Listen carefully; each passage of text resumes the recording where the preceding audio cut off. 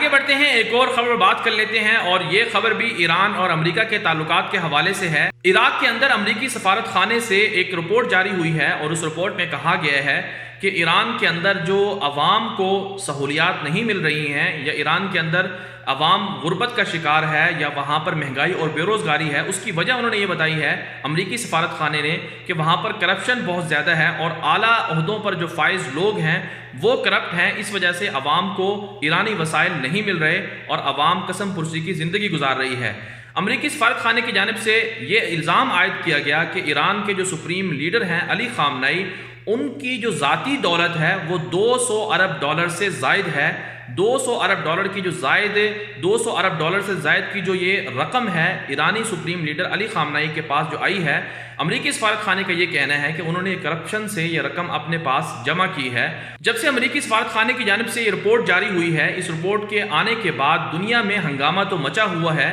لیکن ایران کی جانب سے اور عراق کی جانب سے، دونوں ممالک کی جانب سے امریکہ سے شدید احتجاج کیا جا رہا ہے کہ انہوں نے ان کے سپریم لیڈر کے خلاف ایسا کیوں بیان دیا ہے، اور خبریں یہ سامنے آ رہی ہیں کہ عراق کے اندر امریکی سفارت خانے کے عہدیداروں کو طلب کر کے ان سے احتجاج بھی کیا جا رہا ہے، اور امریکہ نے بھی وارننگ دی ہے کہ کہیں ایسا نہ ہو جائے کہ عراق کے اندر جو امریکہ کا سفارت خانہ ہے اس پر حملہ ہو جائے۔ سوال یہ پیدا ہوتا ہے کہ ایران کے سپریم لیڈر علی خامنئی، جو خمینی کے بعد رہبر اعلیٰ ہیں اور مرشد اعلیٰ سمجھے جاتے ہیں، اور سب سے بڑا عہدہ ایران کے اندر علی خامنئی کا ہے، ان کے پاس 200 ارب ڈالر کی رقم کہاں سے آئی ہے؟ اگر واقعی یہ ان کے پاس رقم موجود ہے تو پھر واقعی عوام کا بھی یہ سوال بنتا ہے، ایرانی عوام کا، کہ ان کے پاس تو کھانے کے لیے پیسے نہیں ہیں، جبکہ ان کے جو رہبر اعلیٰ ہیں مرشد اعلیٰ